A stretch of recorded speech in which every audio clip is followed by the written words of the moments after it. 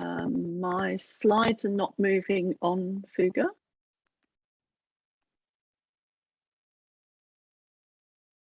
Which they did just now. All right. We'll just need you to remote.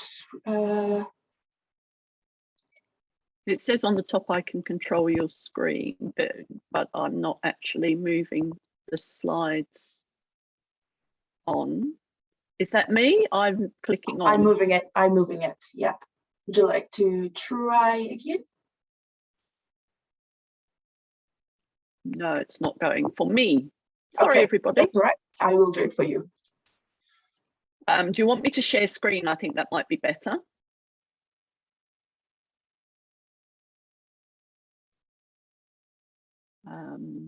Yeah, sure. I'm going to stop participant sharing and then hopefully I can go to share screen.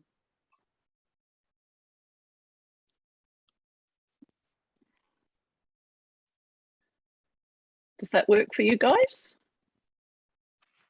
Excellent.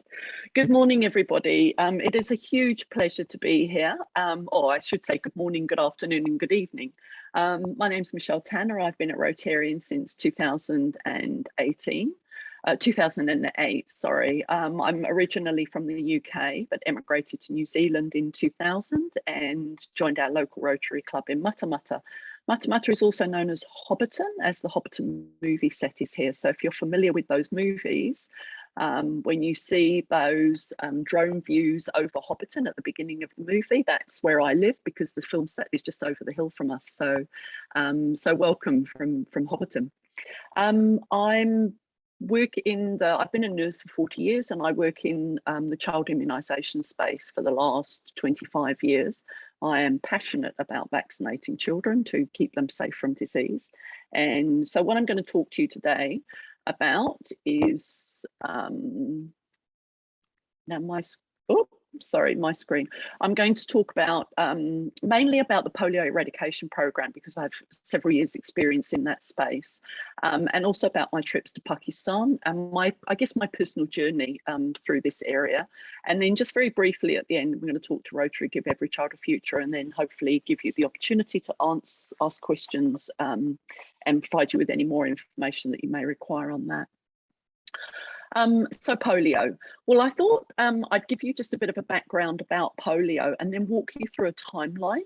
So we sort of have pictures of what polio is. I always think of iron lungs and children in wheelchairs is my sort of immediate image. But what is it? It's actually a virus that lives in the throat and the gut, and it colonizes. That means it can live there for a long period of time without causing disease. And my screen is not moving on. I'm not quite sure why that is.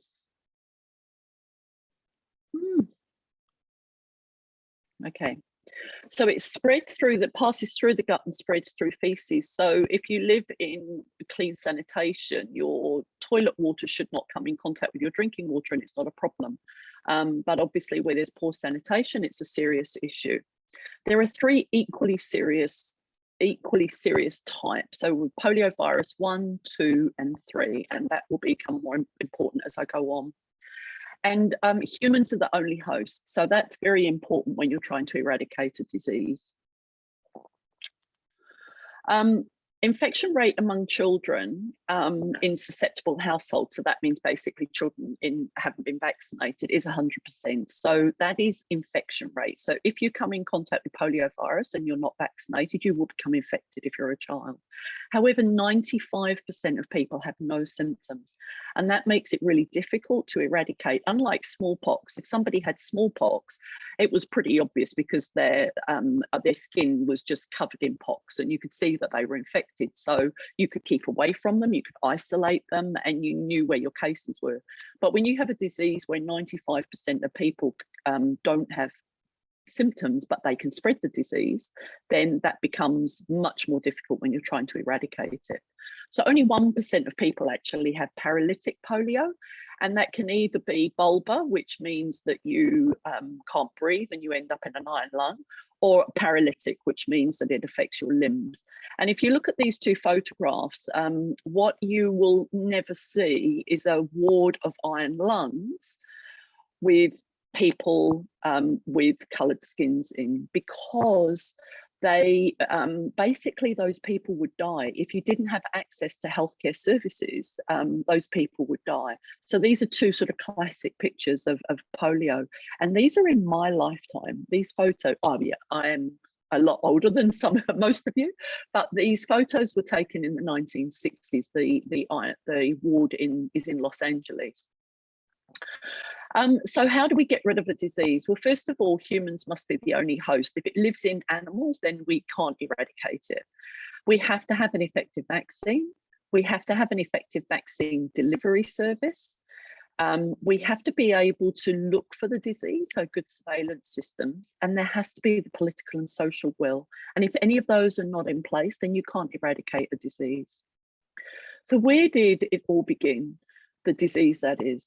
So with urbanisation following the Industrial Revolution, we would get these waves of epidemics of polio. And when I do talks, anybody over the age of about 55, 60 will tell you stories of their schools being closed, they couldn't go swimming, they couldn't congregate, basically lockdown in the 1940s and 50s.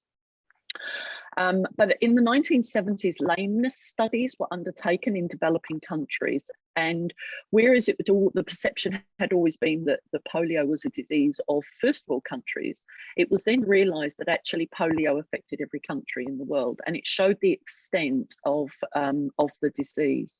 And so in 1984, the World Health Organization included the oral polio vaccine into the extended program on immunisation. And the EPI still runs today, and basically it's funding for the very basic vaccine. So at the time, that was diphtheria, tetanus and whooping cough.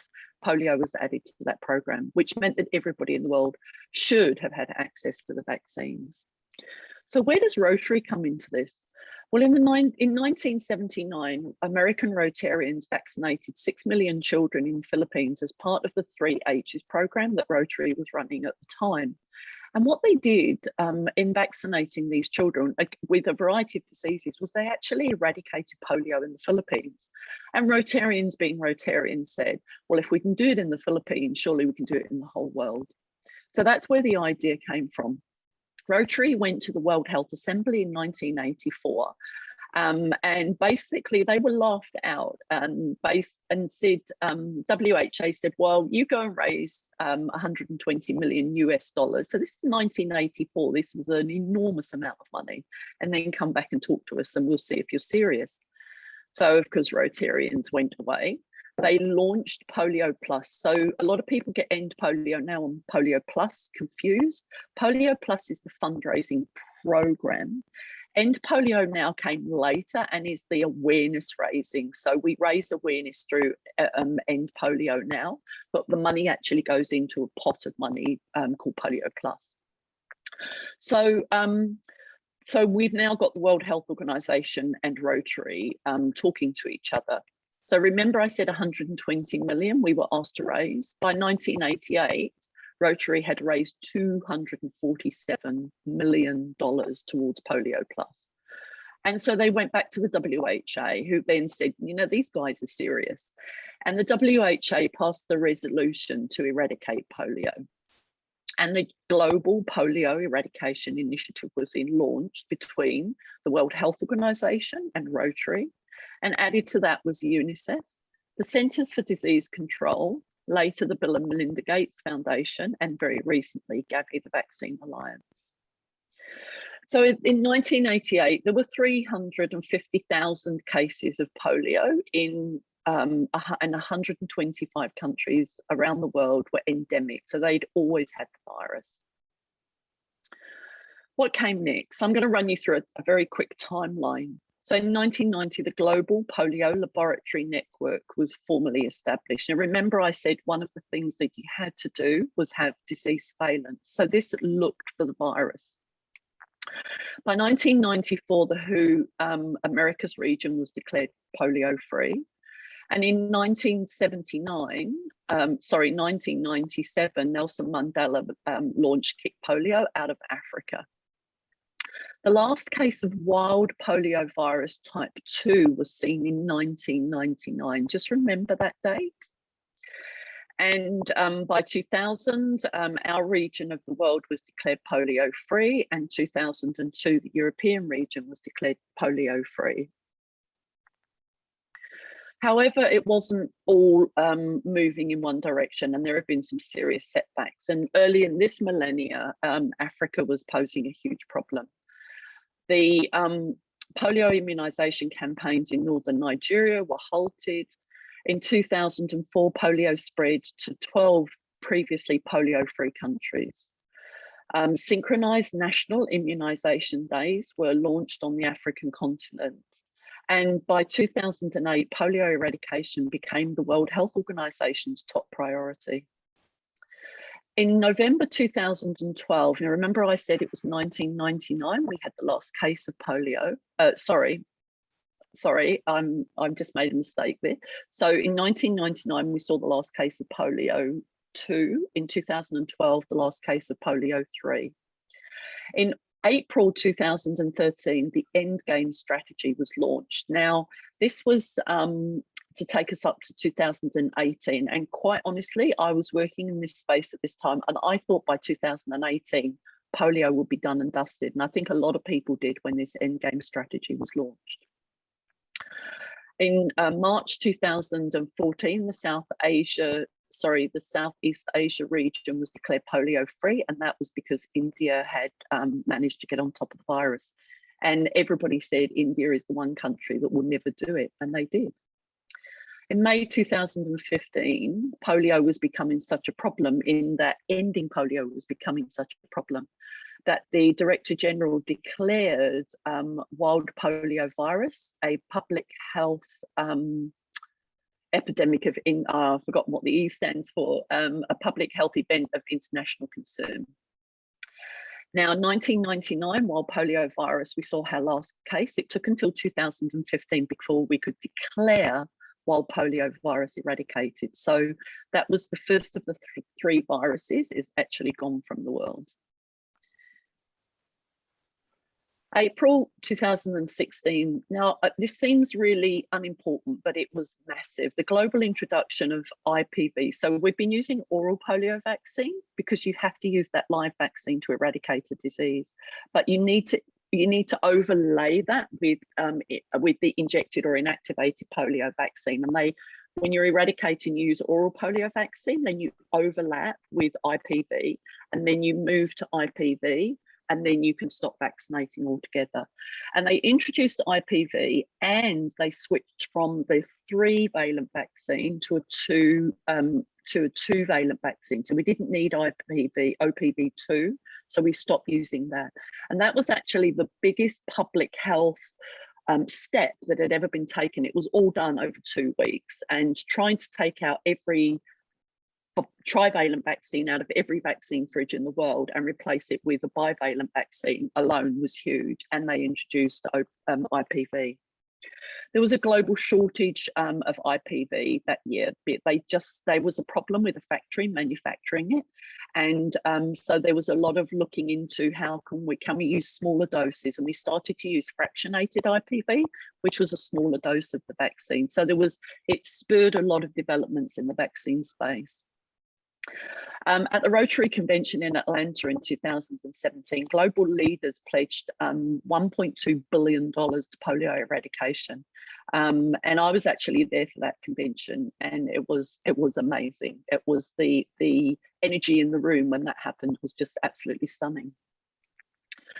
In April 2019, a second endgame strategy was launched, which was quite depressing that we needed it. Excuse me. But that was launched in 2019. In October 2019, you may remember, wild polio virus 2003 was declared eradicated. So we've now got rid of 2 types of wild polio virus, and we are now just battling wild polio virus 1. Momentous occasion in August 2020 when the WHO Africa region was declared polio free, and that was because we finally got on top of polio in Nigeria. In 2020, the polio eradication strategy was launched. So that was actually launched, although the last endgame strategy was to finish in 2023, so much has changed, particularly around COVID, that they've now basically taken that over with an endgame strategy, which will come into effect in next year. And they've stopped calling it, a polio eradication strategy. They've stopped using the term endgame. It was just terribly optimistic, unfortunately. So we will be working to that. So what has Rotary done? Rotary, apart from starting all of this journey off, Rotary has galvanized 20 million volunteers, and we have vaccinated 2.8 billion children. 1 million Rotarians have donated time and resources. We've donated $2.4 billion to polio eradication. But more importantly, we have secured, and I don't actually have a figure for this, but I know it's greater than 10 billion US dollars from governments. So not only are we putting money in ourselves, but we're lobbying governments to get governments behind this program. So remember the picture I showed you earlier on. This was 1988, 125 endemic countries. We have got rid of 99.9% of polio in the world. In this year, we're down to 21 cases, and we only have 2 endemic countries, which I'm sure you know is Pakistan and Afghanistan. I'm sorry this is a poor quality slide, but this is where we are at the moment. So I just want to just point out the numbers from 2016. These numbers up to here have been coming down really well. We were so excited at this point. We really thought that, you know, we were only, in fact, when I was doing talks, I was saying to people, this last polio case could be the last one in the world. But look what has happened. And a lot of this is around the elections in Pakistan with a new government. They take everybody away and they bring in a whole new team. That sounds a bit like Rotary, doesn't it?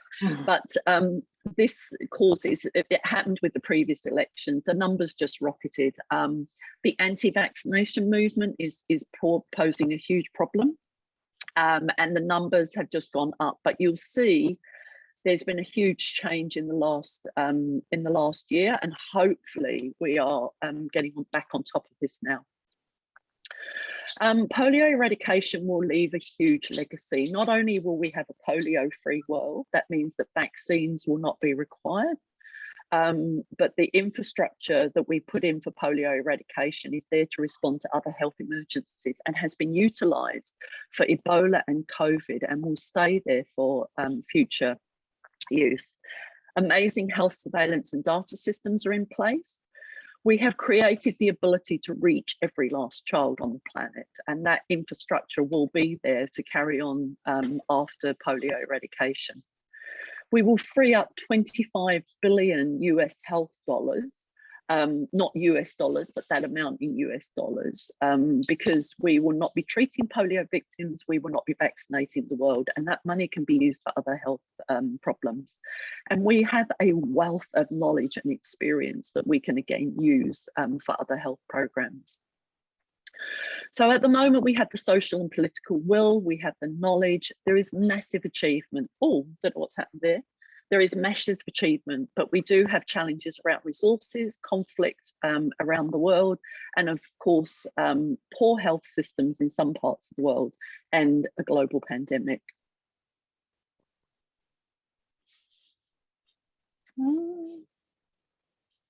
So just a little bit about polio in Pakistan and my own sort of personal experience. So how did I end up in Pakistan?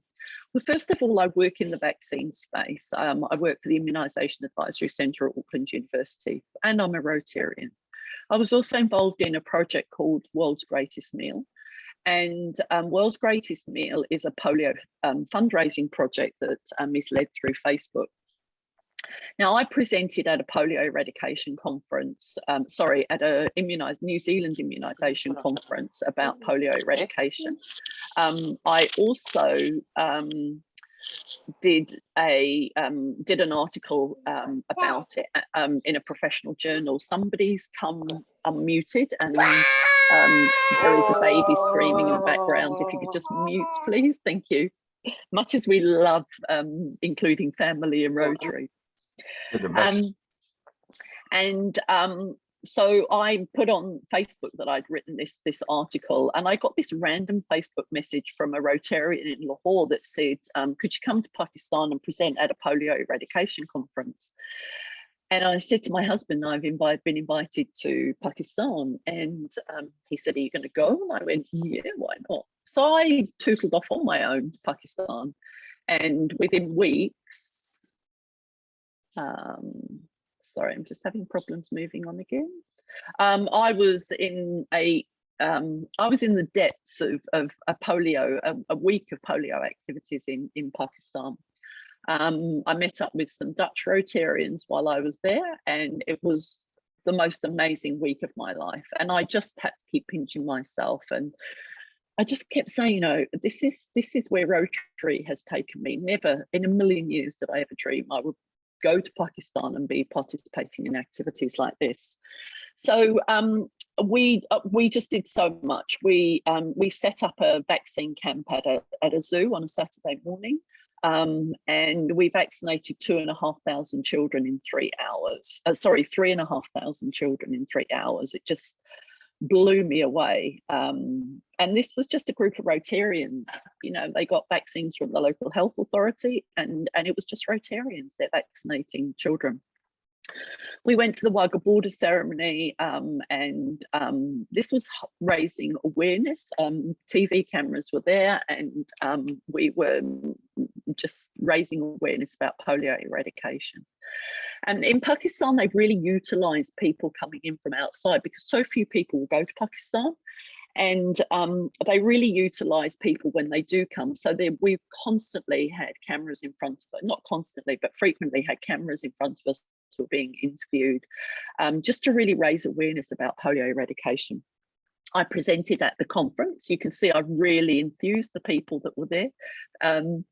And we met with the Minister for Health for Sindh province, and attended a whole load of meetings and activities.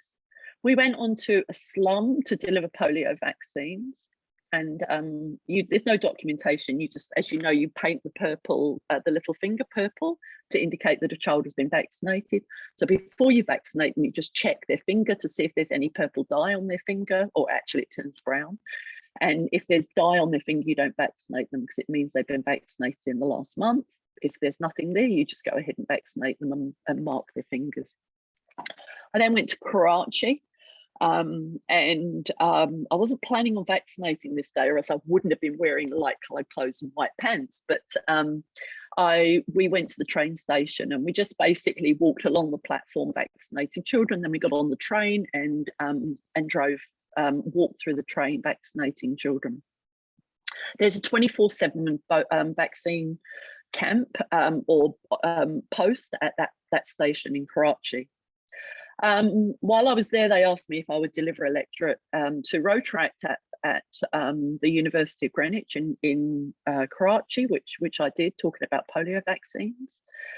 And then I was involved in a project, nothing to do with polio, but I got involved in a project to build some classrooms in a school in a rural town in Pakistan. And I went back in 2017 to open the school, and I took my daughter with me. So this was a return visit to the zoo to vaccinate. It was a very cool day. And it was just amazing to take my daughter with me. So my Rotary journey has taken my daughter to Pakistan. So yeah, very amazing experience, and it's a whole talk on its own. So just moving on, Rotary and vaccination programs, since March 2020, obviously COVID has just taken everybody's attention. Rotary has contributed $30 million to supporting community responses, and that's been done through a series of global grants, mainly through global grants, which every district can apply for. Our key focus points are building public trust and ensuring equity of vaccine distribution, and this is something that I'm very passionate about. I don't think we should be giving boosters in developed countries when we haven't even got the vaccines to so many other countries. So moving on to Rotary Give Every Child a Future, just very briefly, you are probably aware that it is our centenary down here. And the original 4 Rotary clubs got together to create a project, a service project to celebrate. And so this is, although there's lots of events going on this year, this is the only project that covers the whole of Australia, New Zealand and the Pacific. And so in partnership with UNICEF and the country governments, we're introducing 3 vaccines into 9 Pacific Island countries that were identified by UNICEF. But these countries are countries that fall through a funding gap. So they're not wealthy enough to afford these vaccines themselves, like countries like American Samoa and Fiji. They're not poor enough to qualify for Gavi funding like Papua New Guinea and the Solomon Islands, but they're not rich enough to afford the vaccines themselves. And introducing a vaccine is really expensive. So what we're doing is funding this program for 3 years in a country. That allows the country to build up some health dollars because they're not treating children with rotavirus and pneumococcal disease for 3 years because we're protecting the children from the disease. And that money they can then utilize to pay for the vaccines afterwards. So it's sustainable because these country governments have to commit to continue funding after we finish our 3 years. We should be nearly finishing the program by now, but because of measles in Samoa and obviously COVID, we have been set back. But whenever we start in a country, and we've just started in July in some countries, but whenever we start, we're there for 3 years. So this project's going to be going on for a long, over more years than we anticipated. So this is our website. I would encourage you to go to the website for more information, to donate if you feel you want to, and to sign up for the newsletter, which there'll be another newsletter coming out very shortly. Please like our Facebook page and spread the word. I can be contacted through this forum or through the website. So yeah, I would invite you to have a look at the website and find out more about the project. So that's my talk finished. My email address is up there. I'm very happy for anybody to contact me directly, and I'm very happy to answer any questions. So back over to you, Fuga. Thank you everybody for the opportunity to talk about this program, and I hope you enjoy the rest of the event. Thank you, Michelle. Wow, what a journey you've had through vaccination programs with Rotary.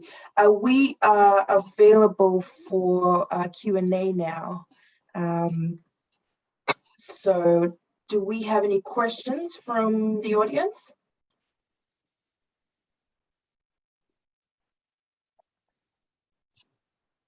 If there are none, it means that we're really bored, or it means I did such a brilliant presentation that I've answered all your questions. I suspect it wasn't the latter. We've got. If I might add, I think it's a lot.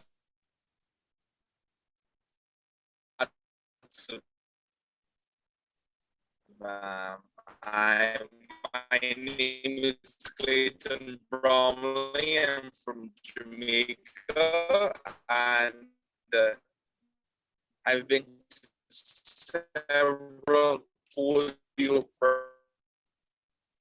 presentation this year, and hearing yours a very thorough job at teaching for this Jamaican language.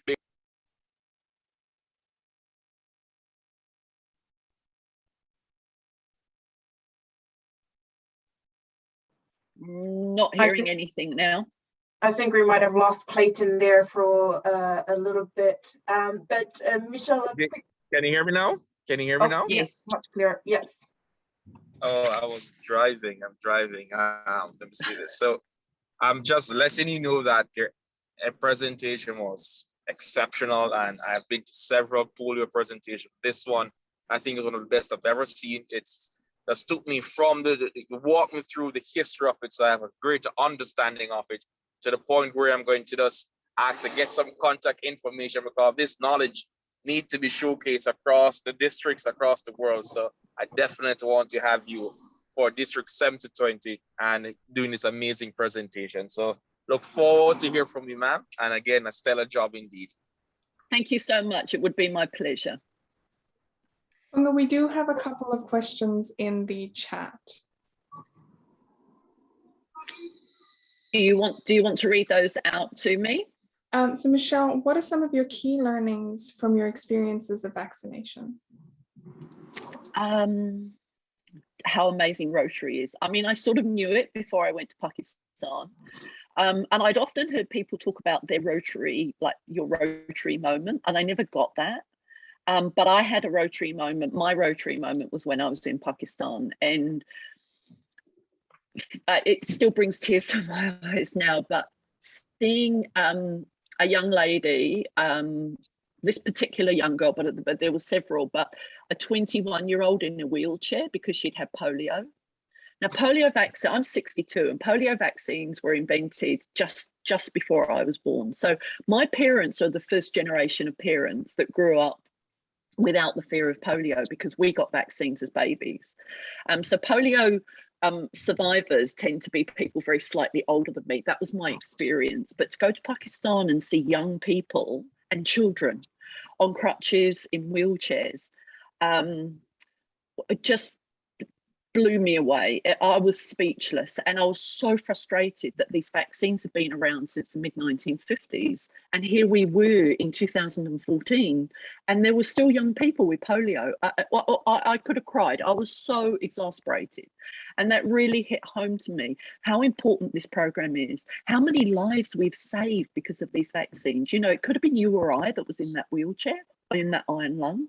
And so yeah, that really blew me away. But I think that the sort of real learning is the coordination that is required, and the partnerships that are required in order to finish this job. It was and seeing where the problems were, and how hard they're working there to resolve these problems.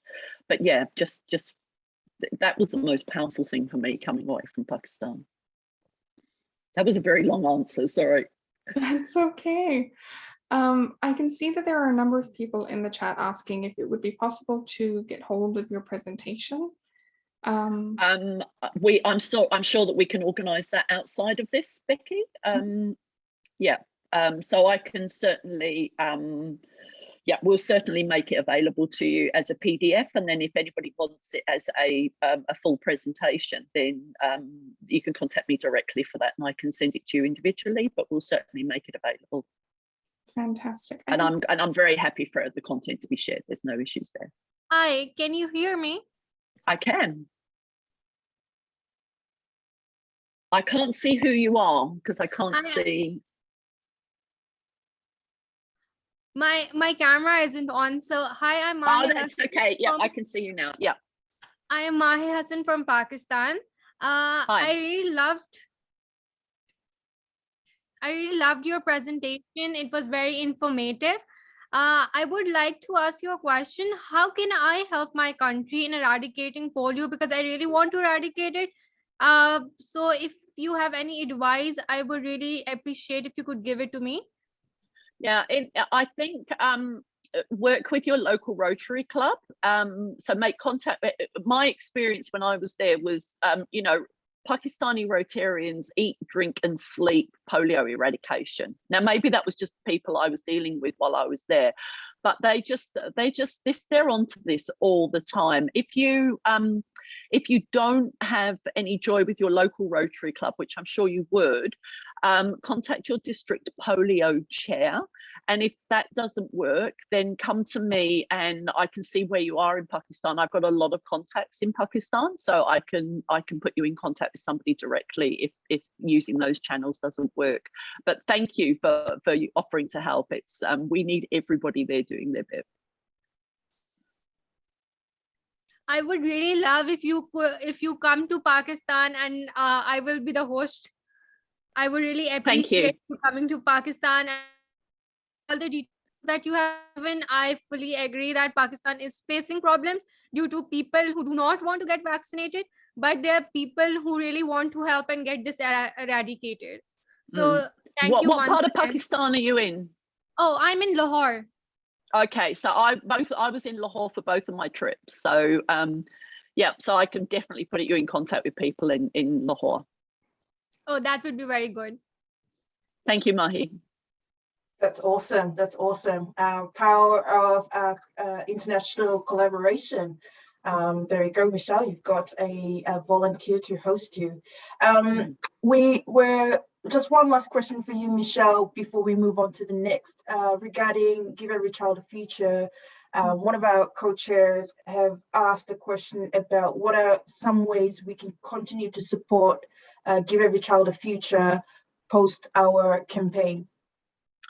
I think really awareness raising and sharing, you know, getting as many people as possible to sign up to our Facebook and our newsletter, and just talking about the project.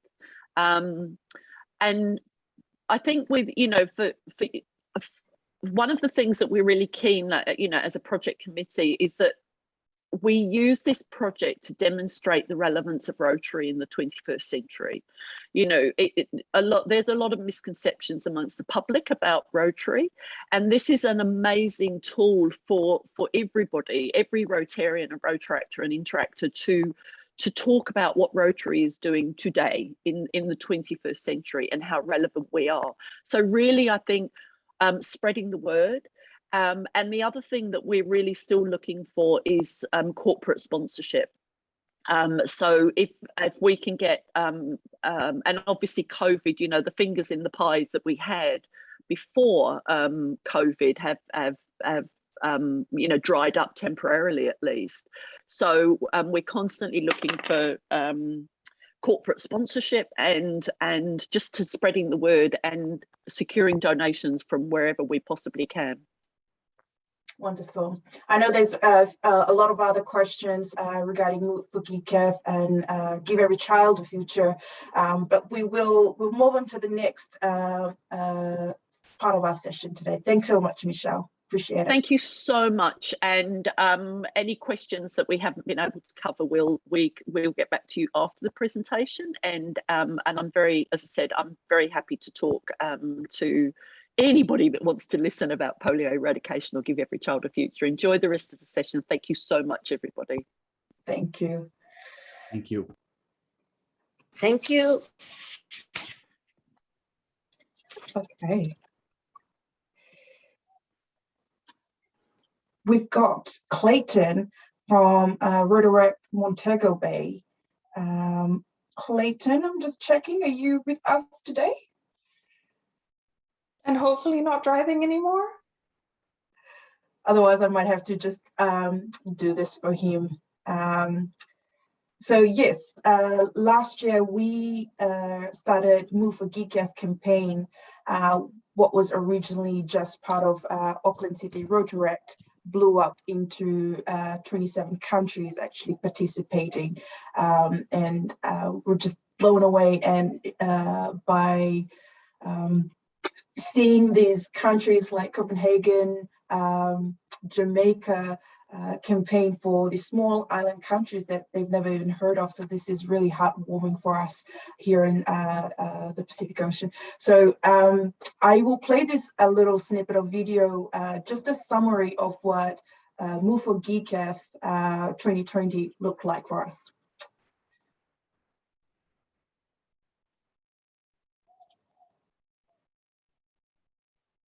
I like to move it, move it. I like to move it, move it. I like to move it, move it. You like to move it. Yes, hello and welcome. We are back again to Move It for GECAF. GECAF is the Rotary Give Every Child a Future vaccination program in the Pacific. Last year we had Rotaractors from 27 countries moving and dancing to raise money and awareness for this program. And this year we are hoping to top that number, focusing on the number 100. We are doing this because we are aiming to vaccinate 100,000 children. Also, we are celebrating 100 years of Rotary in the region Oceania. So, the coming 100 days we are going to challenge you to do a 100-meter run, a 100-kilometer walk, 100 squats. You could also donate $100 or do something else 100 times. Rotaractors from around the world want to make you move, so you better move it! So there we go. That's just a little summary of what GECAF 2020 was all about. So thank you so much to all the countries and all the Rotaract clubs that jumped in on that challenge. We appreciate you, we see you, and we appreciate your support for 2021 as well. We'll move on. We'll move on to GECAF 2021. So this is the exciting bit. This is what most of our project team have been busy with for the last couple of months. We've got the following Rotaract clubs that have created another event for this year. So we will kick it off with Felipe Bento from Brazil. Over to you, Felipe. Thank you, Fuga. Are you guys hearing me well? Okay. Good morning, good afternoon, or good evening, everybody. My name is Felipe Bento. I'm a Rotaractor from the District 4521. I'm a past DRR. I had the privilege to be a DRR for my district last year, 2021. And this year, I'm the president of the International Service District Committee. And we, in our district, we participated in the project MoveforGECAF this year. And last year, we also participated, but in a small part. This year, we tried to get more clubs involved in more activities. So we managed to get about 7 clubs involved into activities throughout almost an entire month, and doing challenges and exercising and posting on social media, and also donating for the project. And for us, it was an amazing experience because our district is fairly new because we were redistricted 2 years ago. So we still have some problems getting clubs involved to doing activities to each other. And this project also not only like helped our district get involved into international program and international activity, but also we managed to get our clubs involved into activities within our district. And so partnering and sharing their experiences throughout this pandemic. Here in Brazil, the pandemic is still a little bit difficult. So most of the activities were made inside home. So we thought about the challenges that could be done at home and not much like outside. But even though we managed to get those people involved, so I just want to say thank you for inviting us and making us part of this amazing initiative. And I hope that we get enough fundraising, and also the project can grow even more for the next year. So thank you, and Fuga. Thanks, Felipe.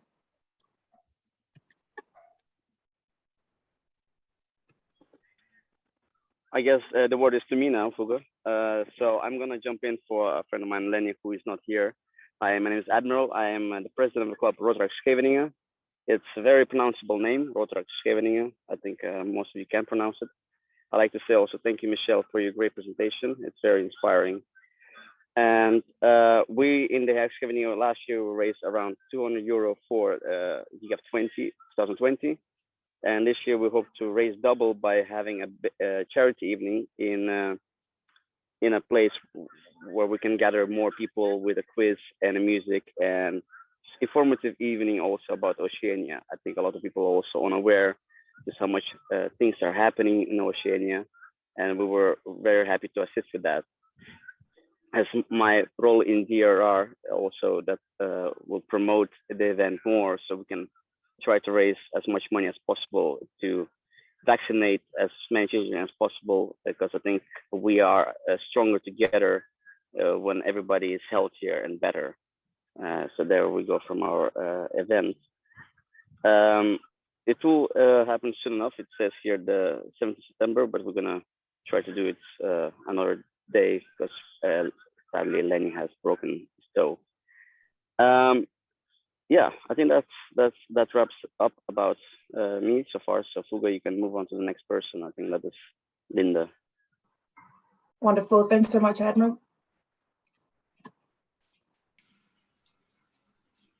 Hello, Talo Falava from American Samoa. Thank you, Michelle, for that awesome presentation. It was very informative, and I love hearing about polio. My dad's been a Rotarian since about the 70s, I think, and he mentions it all the time. So that was really cool to hear about the history and the background and where it's at now. So I'm the president of the Rotaract Club of Pago Pago. We are a very new club. We're just coming up on our 1-year anniversary. So GECAF is one of our first few major events. We are having a color run in collaboration with Olama Losi, which is a popular fitness group here on island. We have about 600 tickets in circulation. We're expecting at least 400 people, and it's so we're expecting at least 400 people. So we have a lot of corporate sponsors, thankfully, that have gotten behind this to where we don't have too many expenses, and 100% of our proceeds will be going directly to GECAF. We're expecting to donate at least $4,000 based on the tickets we've sold so far. And then after our color run, we have a quick Taibo session to follow. We've also gotten sponsorship from our local government. So the Department of Youth and Women's Affairs, they have a gymnasium structure that they've donated to us to use for this event. And yeah, this is our event flyer. I know it's really loaded, but that's basically everything we're doing. It's a color run, Taibo. We're giving out breakfasts, free t-shirts, and then Blue Sky Communications is sponsoring swag bags for our first 100 people that register. And yeah, we're just hoping with this to raise funds and raise awareness for the cause. And we're very grateful to be part of this project this year. And I hope I hope we continue to do so for as many years as it takes. Our neighboring islands of Samoa, as we know, have their borders closed to most of the world. Both of our islands have not had any cases of COVID yet, so we're very fortunate and would love to keep it that way for as long as possible. But I know it does hinder the GECAF operation, as Michelle mentioned. So yeah, we're here supporting and on standby for as long as we need to be. And yeah, thank you. My Lord, thanks, Tiara. We look forward to seeing photos from you guys. Okay, so I'm talking on the behalf of Denmark. I'm from Rotaract Stockholm, but they're not here today. So basically, the focus was from the start to make a visual statement, and that also draws people in to be curious about the balloons, the causes, and Rotaract as an organization.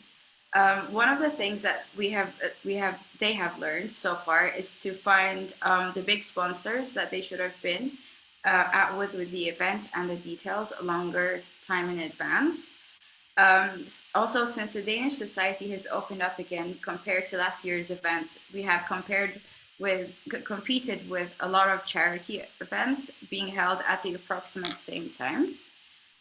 We have also learned that we need to have a few approvals from the municipality in order to have an outdoor event and collect donations. So that's been a struggle, as everyone has mentioned. It has been a great exercise that brings 4 clubs in Copenhagen closer together. No matter the outcome of the event, we will make projects together.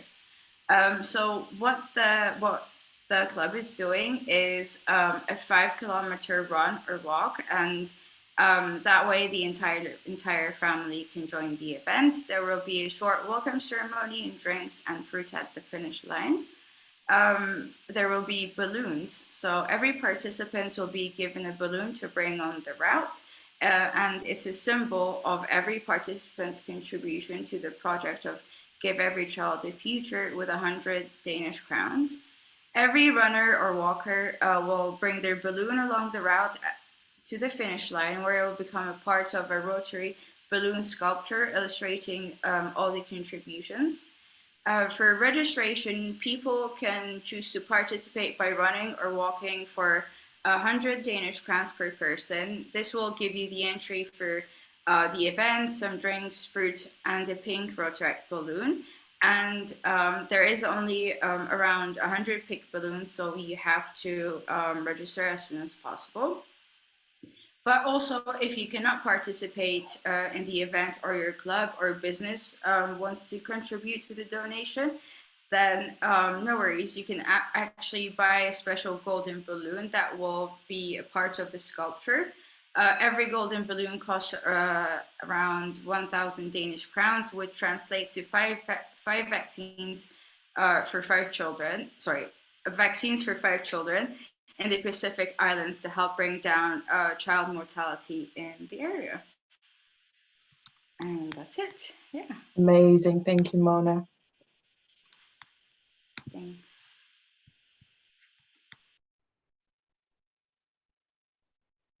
Over to you, Frank. Yep.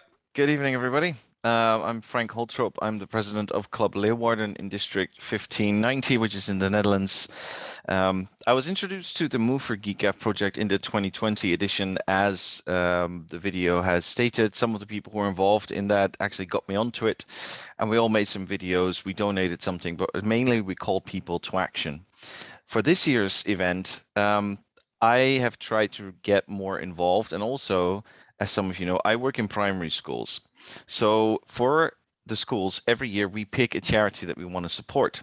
And we do this at the end of the year. And since this GECAF event started with 100-day challenges, which sort of started at the end of our school year, I connected the two together, and I pitched the GECAF, or the MoveforGECAF initiative, to our director as a future project that we might support.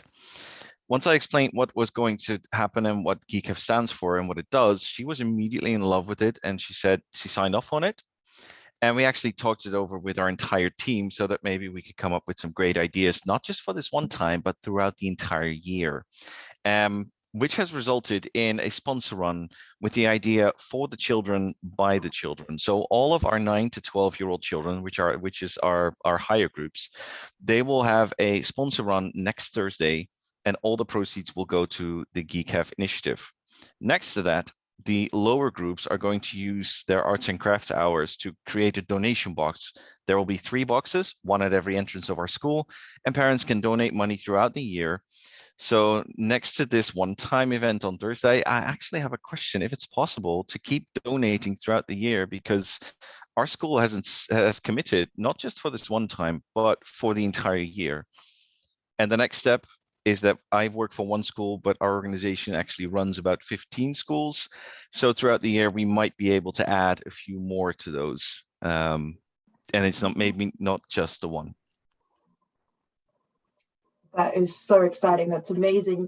I cannot wait to see all the arts and craft and what your kids get up to next Thursday. But yeah, that is amazing that your school would like to take up this initiative and champion it for the rest of the year. It's potentially a conversation with Michelle. So thank you, Frank, and thank you to your school and club. Can I just very quickly just butt in here?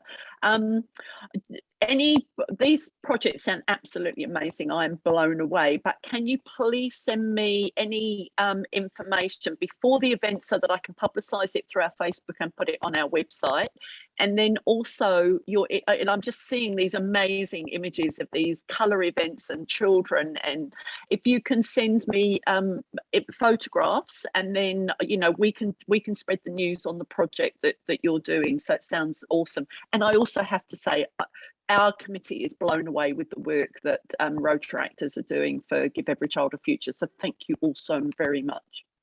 Yep, absolutely. I've asked our director to post any pictures on the Instagram account using the hashtag MoveforGECAF. So the school Instagram account will be posting pictures this Thursday and probably throughout the year. Wonderful. Thanks, Frank.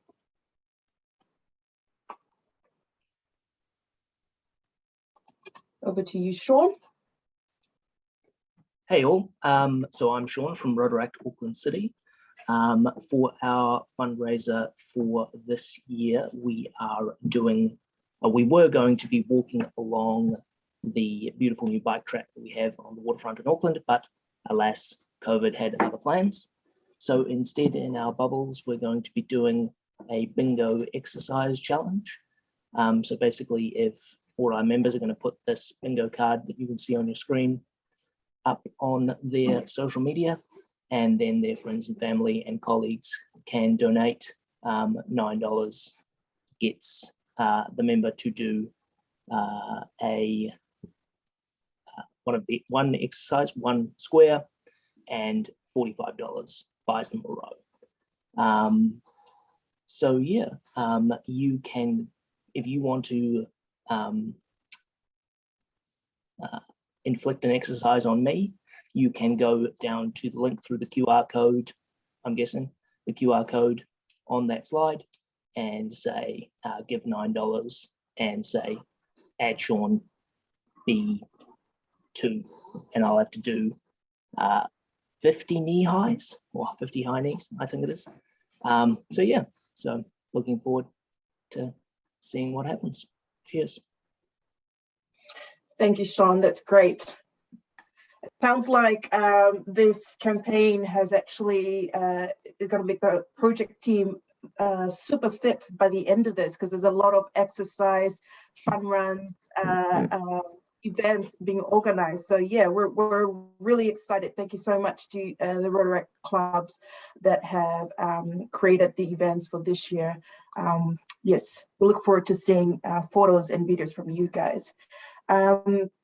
Just before we move along to the next, the last section of this event, I would like to acknowledge Jennifer Jones, who's our Rotary International President-elect for 2022 to 2023, that is present with us. We are really honored that you could join us, Jennifer. Thank you so much. I believe it's good afternoon for you on the other side of the world.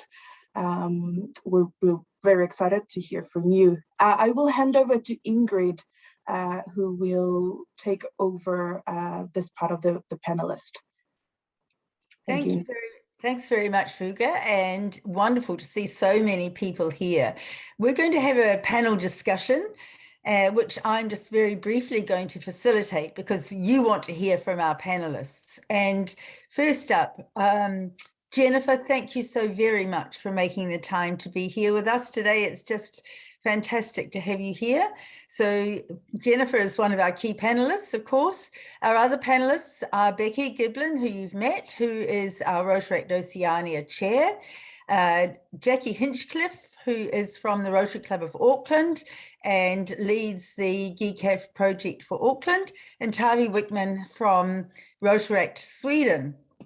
So the focus of the discussion is going to be on really how we can make collaborative projects work more effectively, and particularly looking at getting Rotaract and Rotary to work together. I've just been blown away by the projects that you've highlighted today, and I'm sure that's just the tip of the iceberg. So Jennifer, I'd like to start with you and get your thoughts about how we can encourage Rotarians and clubs to collaborate on projects, and what are some of the things that they should look out for. You know, what are the things that they'll benefit from, and what might some challenges be? So I'll start with you, Jennifer, and then I'll go to Taavi.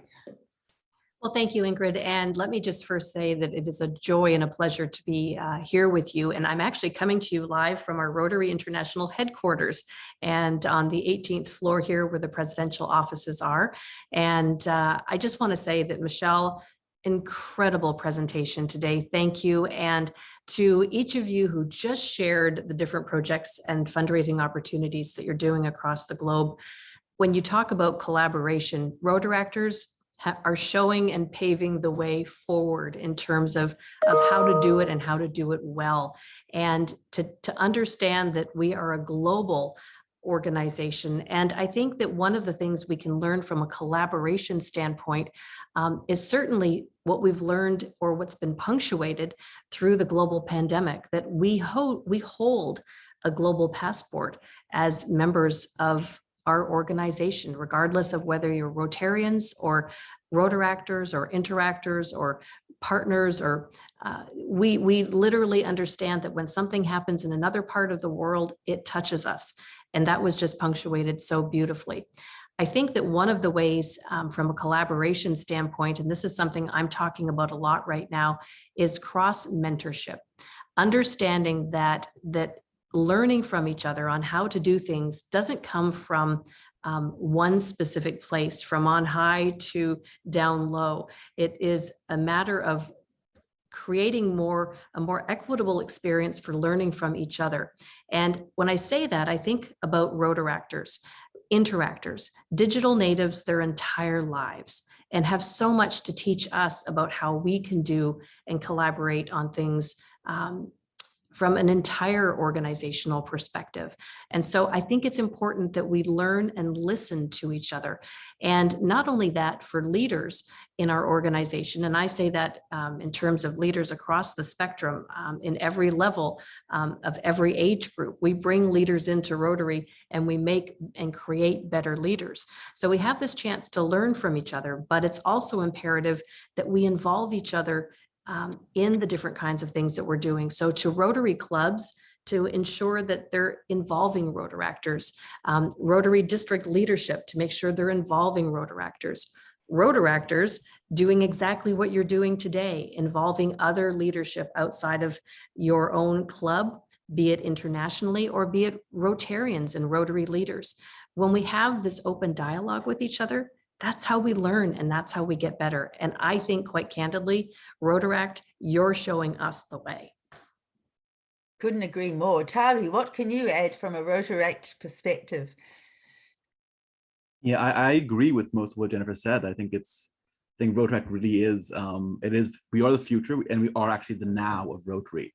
A lot of the projects we've done are precisely to show exactly what Rotaract can do, what we can deliver on. And for me, sitting here in Sweden, it's been really fantastic to be able to get to, during this pandemic, work with people like Becky on these projects that allow us to really coordinate, facilitate, and reach out to new people without Rotary experience before, which is something that we have had a challenge doing here in Sweden, for example.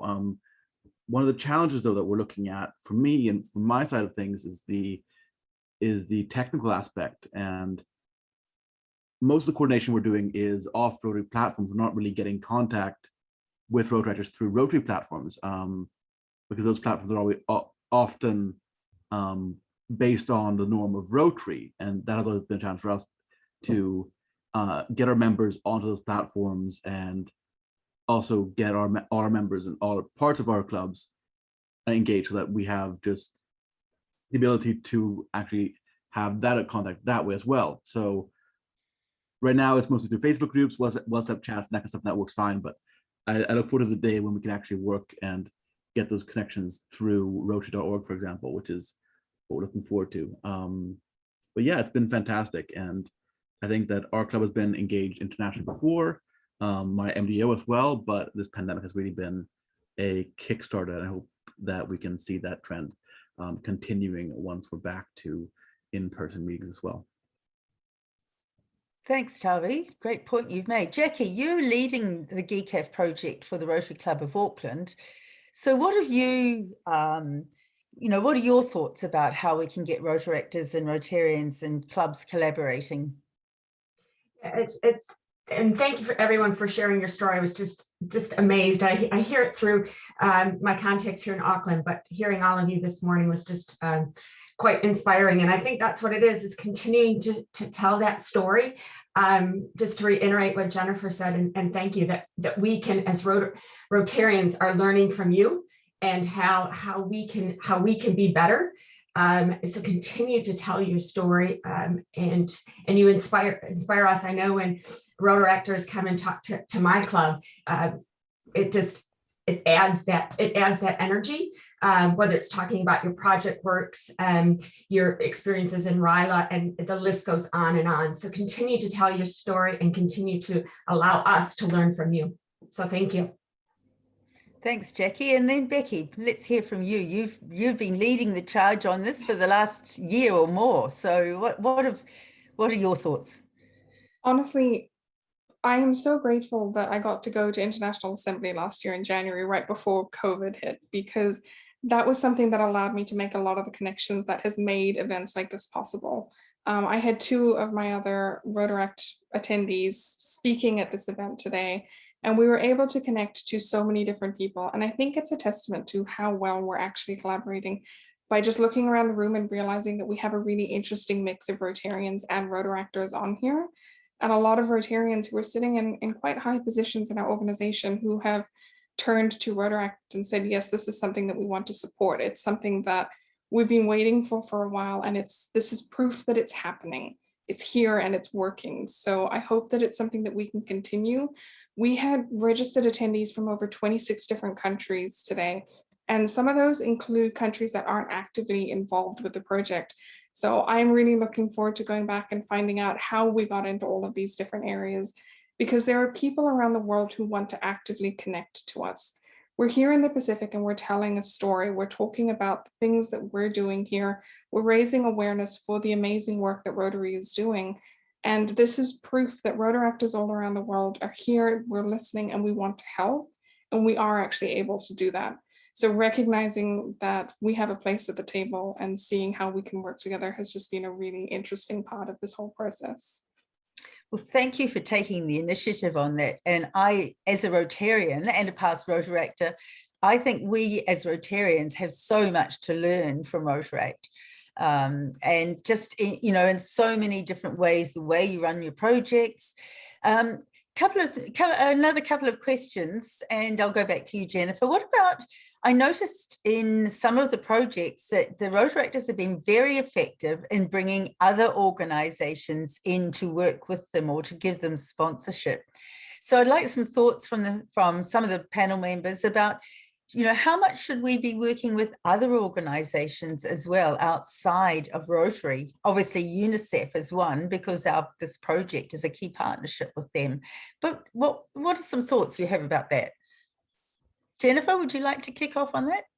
Sure. Actually, one of the things I keep a notebook when I'm sitting in meetings like this, and one of the notes that I took right along here was everyone used corporate sponsorship, and it was something that stood out as I was listening to each of them, the Rotaractors, talking about their different events. And it's fundamental and it's key to bringing, again, greater awareness to what we're doing. When we ask people to come and participate through sponsorship or people outside of our family, it's that opportunity, Jackie, as you said, to tell our stories, to share those stories. And that is critically important. And to give the gift to a sponsor, they're coming to us with a gift, but we're giving them a gift too, to say that you're part of something big that we're doing. And I want to just make a comment about the organizational path that I see Rotaractors taking on these kinds of events. And one of the things that I love, and this is a very, allow me to be broad in how I say this, I think this is a very big difference between Rotary clubs and Rotaract clubs. Rotaract clubs have an idea and they do it. Rotary clubs have an idea and we form committees and we have meetings and we have lots of meetings. And Rotaract clubs are just getting out there and doing it. That's a great lesson learned, I think, for all of us. Thank you. I couldn't agree more. Taavi, what's your experience been in working with other organizations?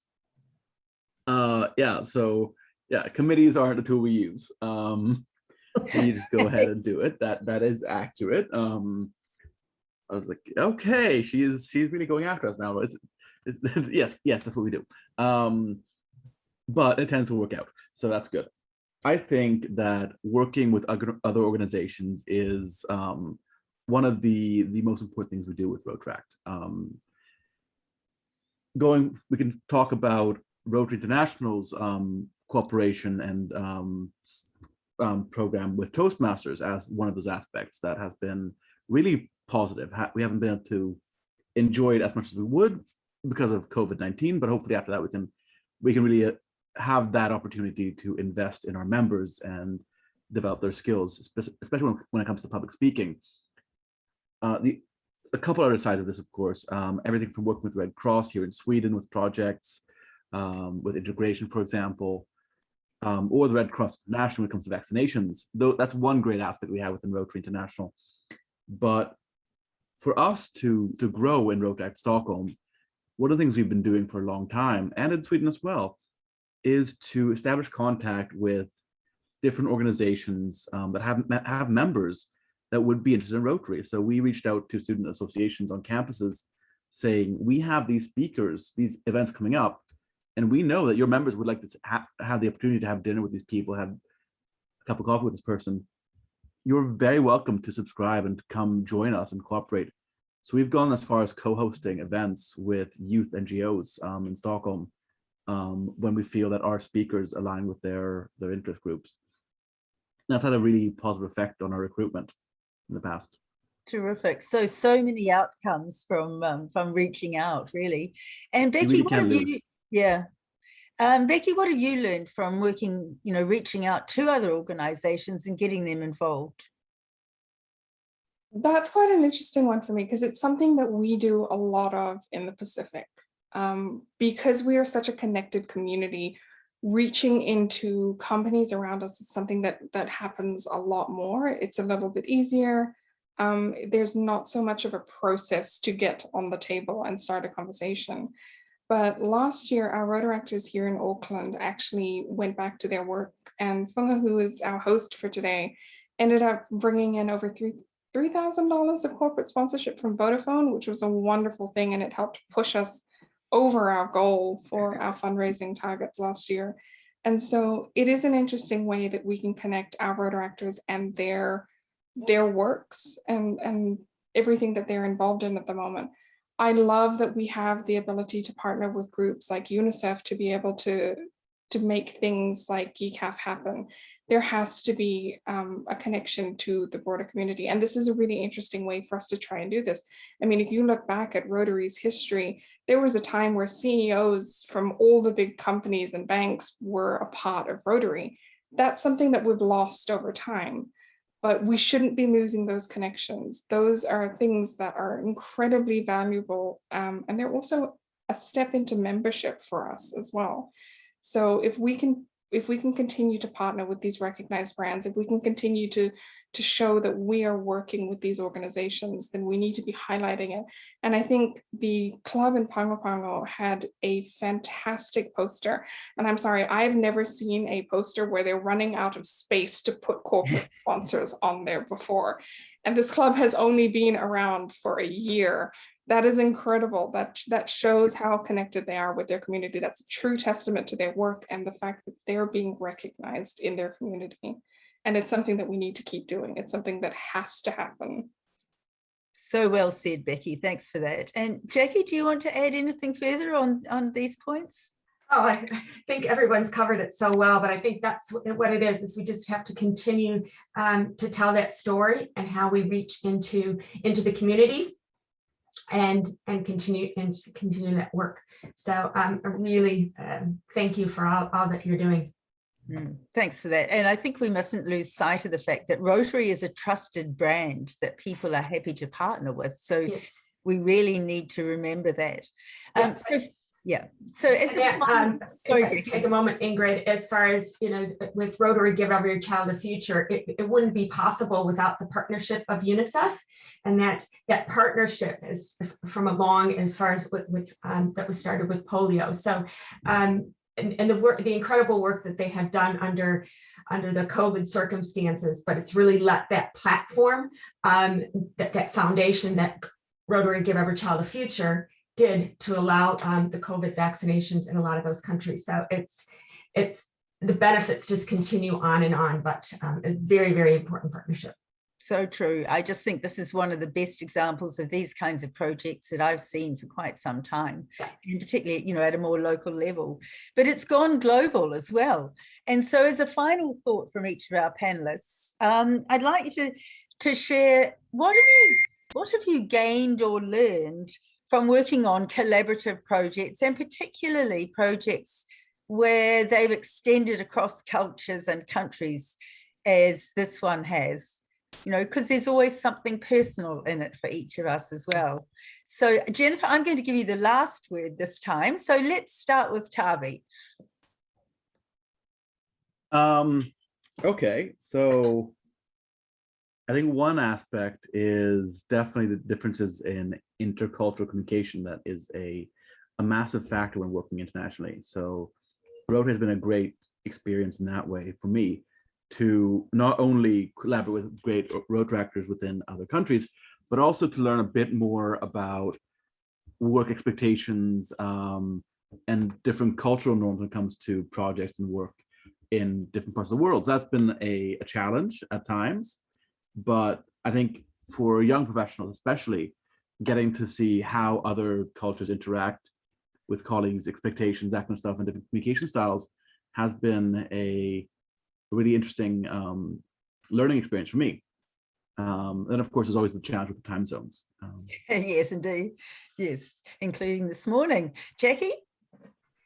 Yeah, that the benefit for me as far as being involved in Rotary Give Every Child a Future is just, it's just been inspiring to see, you know, these small things and how a difference that Rotary can make. And just, it's an honor to be a part of it, but also working with so many other people and learning from them. You know, as we've all heard, Michelle's story is just, I learn for every time I talk to Michelle, I learn something new, and along with the others. So that gives me my purpose to continue on and to kind of continue that fight to make sure that we protect our children. So that's my why. Yeah.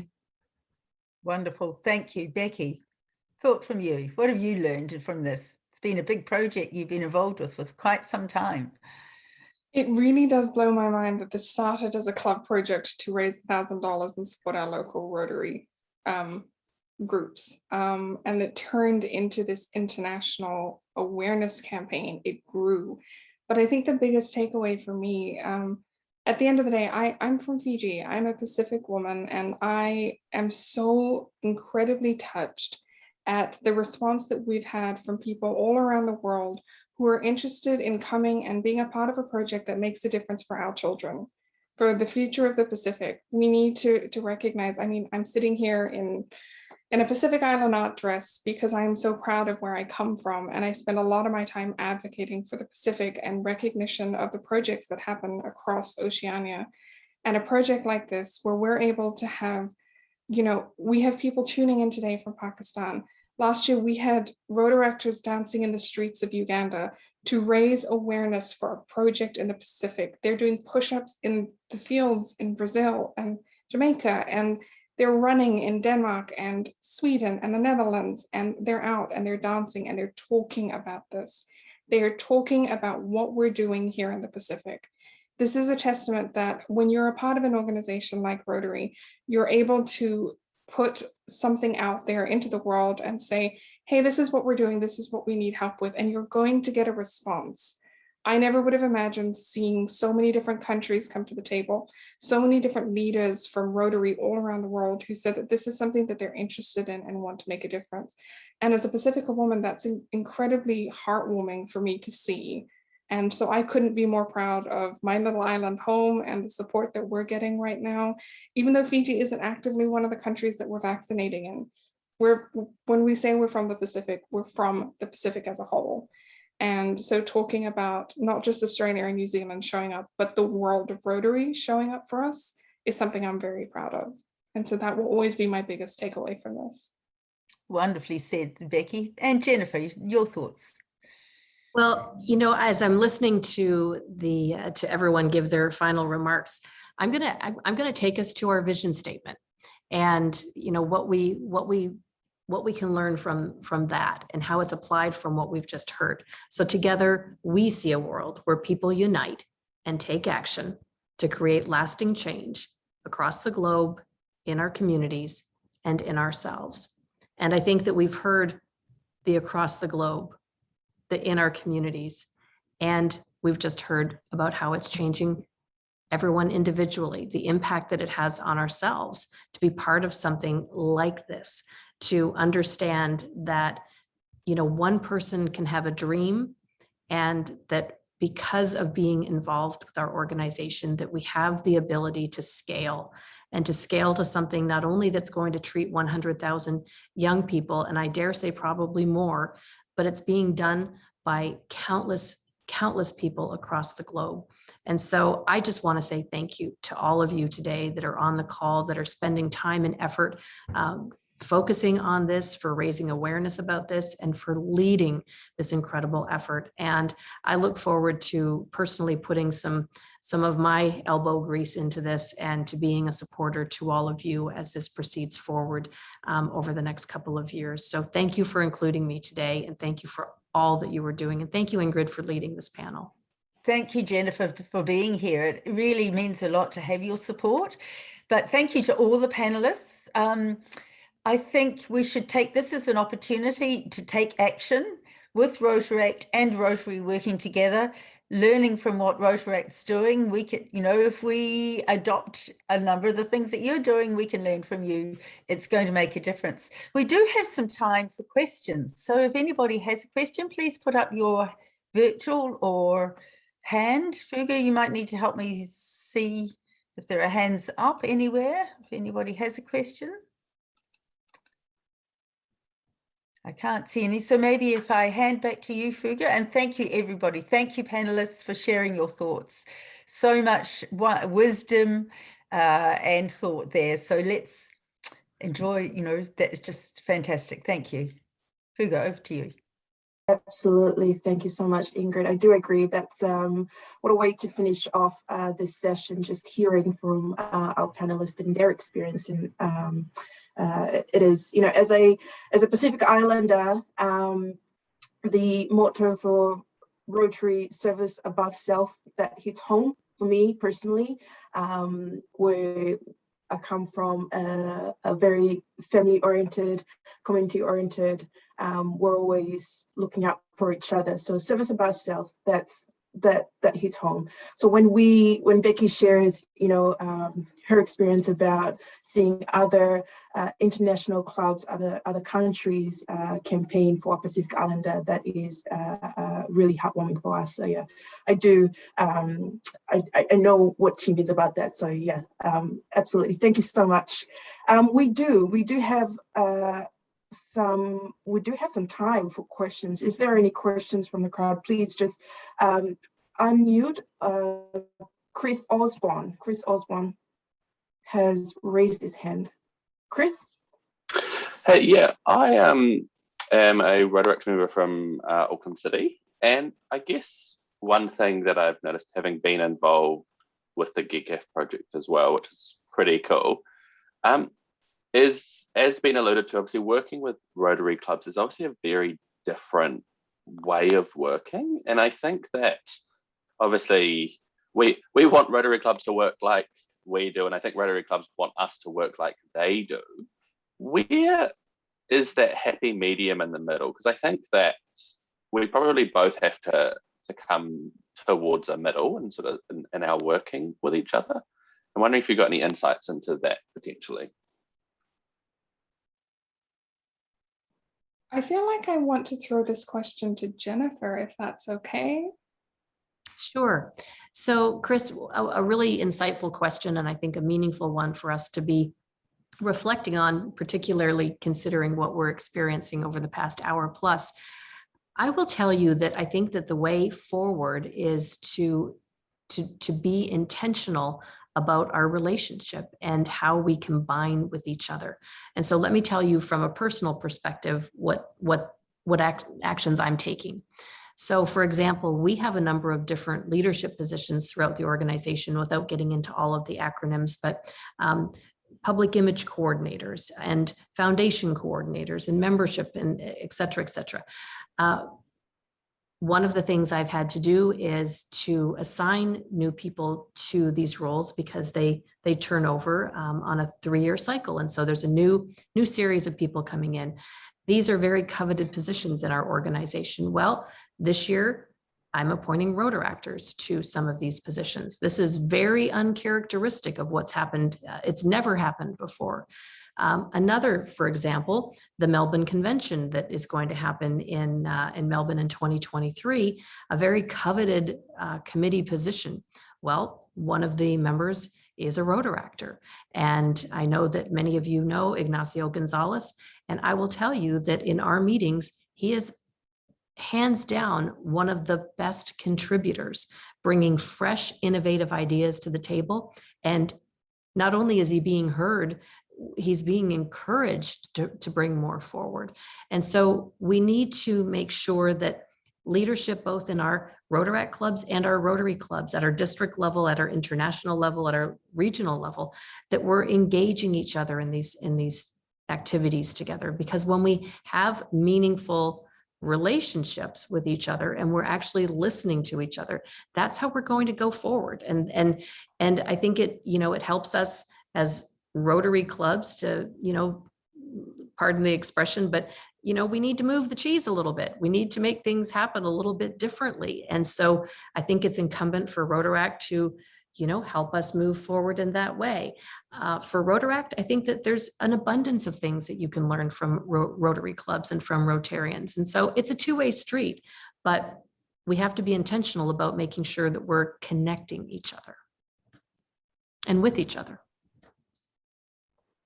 Thank you very much. I want to jump in on that as well. I could say that one of the main reasons I am a Rotaractor is because I want to learn from Rotarians. There are so many Rotary members that have decades, a generation or more of experience in every possible subject you can imagine, because Rotarians are everywhere. I was out yesterday and I was at a cafe for 30 minutes and 3 Rotarians walked by while I was sitting there that I know. We are literally everywhere, which means if you were to learn anything, there is a Rotarian somewhere that can help you with that. A ball plank, a mentor, a teacher, whatever it is, you can learn most things through Rotary, which is fantastic. So yes, I think that Rotaract can help Rotary when it comes to better newsletters, running social media, online communication, Zoom meetings. God knows I've done all of those things in the last year, if not longer. But we've got a lot to learn as well, and I think it's pretty fantastic. Fuga, can I add one additional comment? One of the things that I talk about a lot, and some of you have heard me talk about this, and it sort of expands on Taavi's point. I think that one of the things I try to espouse a lot is that we get rid of the notion of thinking about age. And because if you're thinking, if we're looking at Rotary Club members, and we place this emphasis on getting younger members into our organization, we're sending a really mixed message, because quite candidly, Rotarians, what we want in our organization is we want young thinkers. And so we want young thinkers across the sphere of all of the different ages, because just because you turn 40 or 50 or 60 or 70 or 80 doesn't mean that you don't still have all kinds of young thoughts. And so we just need to be really mindful about that. And I think that when we release that pressure for us to be thinking about whether it's young or old, let's get rid of that thinking altogether and really understand that young thinkers are what we need to take us forward as a collective, to do the best that we can in the world. And so that's an important concept for me. And I see people my own age nodding, so I think I think you agree. That's always a good sign. I have to agree with that one. I honestly, looking around this room today, I can see a lot of the Rotarians who have personally mentored me in the last 7 years that I've been a part of Rotary and Rotaract, and they continue to show up all the time to support me and to continue the work that I do in Rotary. And there is an incredible network of people that are here to help you. So Rotaractors and Rotarians, there is definitely some give and take in there, but I think that if we could get to a place where the Rotaractors have access and understand that there is this network of support and people who are able to help them, whether it be within Rotary and projects or professionally, or with anything that they're dealing with in their lives. I mean, we've seen some really wonderful examples in Fiji at the moment of Rotaractors who have really struggled because of COVID, actually not only assisting people, but getting assistance themselves because they're connected to people in Rotary. And that's something that we need to highlight. There is a lot of give and take, but I know that I'm incredibly proud to be a part of my Rotaract and Rotary community, and seeing so many of my mentors on here today has been really, really heartwarming. And people like Jennifer showing up to things just because I picked up the phone and went, help. So there is people there. Well, Becky, you inspire us. Thank you, Jackie. Thanks. Thanks, team. Do we have any more questions from the audience?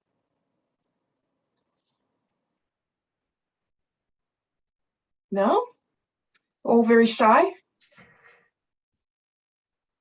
We got Flo Wickman from Germany. Hi, good evening, everyone. It's so inspiring to listen to you guys and to hear about the success of that project. And I was a little bit wondering, Becky, when you look at a project that works as well as the one you brought up there, I don't know if it was like you, but it seemed like you were one of the initiative and the person who connects to people. Then it always seems so easy to achieve it. And whenever we have an idea, and I've switched to the Rotary side, so I'm part of those who then start a committee and wait on how we can put it into action. I was wondering, what were like the big blocks that you saw in the beginning, and how did you push them away? Because I feel like this always gives hope and maybe also some power to us to move the blocks away from that we see on our ideas. Well, if I'm going to be perfectly candid, there were a number of blocks, but one of the biggest things, and I can see my team nodding and smiling because they know what I'm going to say and try and politely word this. A big part of why this became such an international thing was because I had some very negative feedback from members in my area of the world. And I understood where they were coming from. I knew why I was getting that negative feedback. And it made me aware of a bigger issue. And it's something that we all struggle with. I think something that we do in Rotary is that we come up with these incredible projects, and then we only tell our area of Rotarians. And so we are all the ones reaching into our pockets to donate.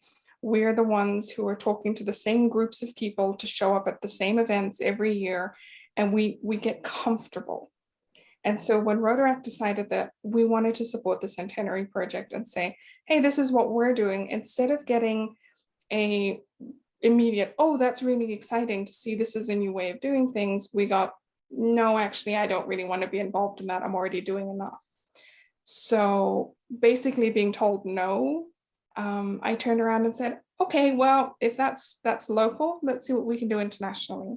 And I picked up the phone and I talked to my International Assembly group. I talked to the World of Rotaract team. I talked to my friends, and I just said, look, this is what we want to do. This is something that I'm super passionate about. And because I can talk about this project from such a personal stand, I was able to get people interested in what we were doing. And people surprised me. They came to the table. People that I never would have imagined coming to the table were like, yes, this is something that we want to do.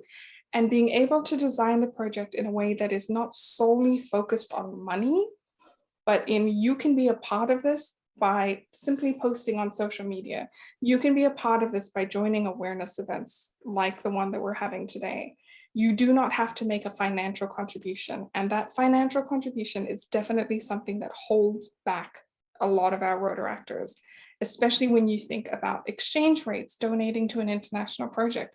That's a huge thing. Yes, it's great that we're able to have something like the Give a Little page that you can donate to from most countries around the world.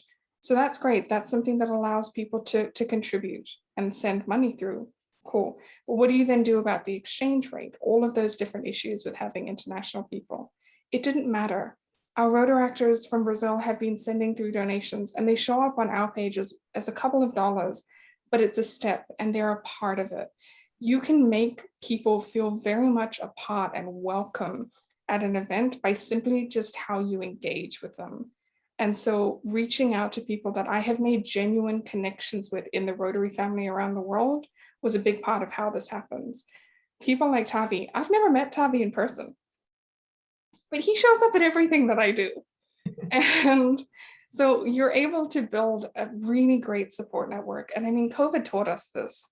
So use that group, use those connections. And if you're not finding that energy and that response locally, go international. There isn't anything that's stopping you. Pick up the phone and call me, and I'll let you know if we can help. I also think people underestimate how convincing Becky can be on the phone.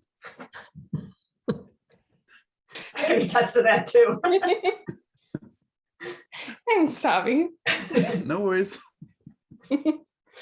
But yeah, there are always going to be things that stop you. There are always going to be people and naysayers, but if that's what you're getting in your local group, there's a reason that we talk all the time about the fact that we're an organization with 1.2 million Rotarians. They're out there, they're at your fingertips. You just have to ask. Absolutely. And, with this kind of events, you get exposure. So there we go, Flo.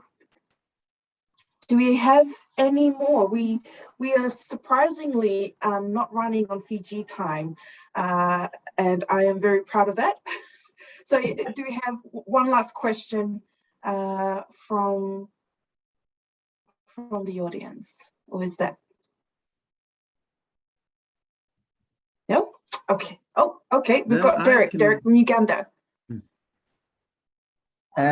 Not a question, but an appreciation. I mean, like Taavi said, Becky is very, when she gets on the phone, asks you for something, you always have to say yes. So it's amazing that we, as the Rotaract Club of Kampala South and a couple of more clubs in District 9213 in Uganda, are going to be part of the MoveforGECAF, just like we were last year. And we're trying to get more clubs involved and more people involved in Africa. So that is, of course, something that we are very proud of and something that we're looking forward to participating in from right here in Africa. She said last time our club participated by, getting a few moves around here and there, but that is, that's what we do best. And to get involved in such a project is something of great value for GECAF and Rotaract and Rotary in general. So Becky, thumbs up, and let's keep doing this. Thank you so much, Derek. Derek was one of our Rotaractors out dancing in the streets of Uganda for us last year, and he has been a really big supporter of this project. And his club is fantastic with sending stuff and putting things on social media. And it's not really a concept I'd ever imagined, having a group in Uganda supporting the Pacific children. So that's something that's been really beautiful to watch that connection grow. Thanks, Derek. Awesome, wonderful. Thank you so much, Derek. Thank you, team. Okay, that concludes our session. We've got our Rotaract Oceania Gmail up here. You can reach us through social media, through our Facebook or Instagram if you have any questions or if you'd like to follow our journey with the MoveforGECAF. On the 18th of September, we conclude our 100 days challenge. So we're expecting a lot of content, a lot of updates from all around the world with clubs doing their thing on the 18th of September. And like Michelle mentioned, we've got everychildoffuture.com. So if you want to stay updated with GECAF, you can visit their website there. And we will load this Zoom session into our YouTube channel, so you can always go back there and watch it. But we will also provide the slides for Michelle as well. Yes, so I will close us off with a karakia, a prayer, and we might leave the Zoom session open for about 5 minutes for if anyone wants to ask more questions. Okay, go into our prayer. Me no tato.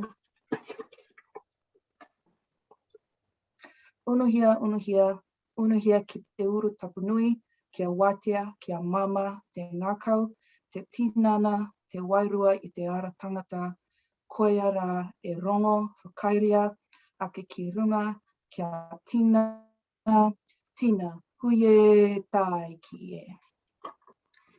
Thank you so much. We honestly appreciate you all for attending. I know it is midnight, it is 2 a.m., it's early morning for some of you from all around the world. So a big manakavaka level from myself and from the MoveforGECAF campaign and from the speakers for you all attending today. I would just like to ask, we're going to stop recording now, but I would just like to ask if our team and our speakers are able to stay on. We would love to have you to do a quick debrief with you all while we're all online. And thank you to everyone for being here. It's so wonderful to see so many of you at such odd hours of the day.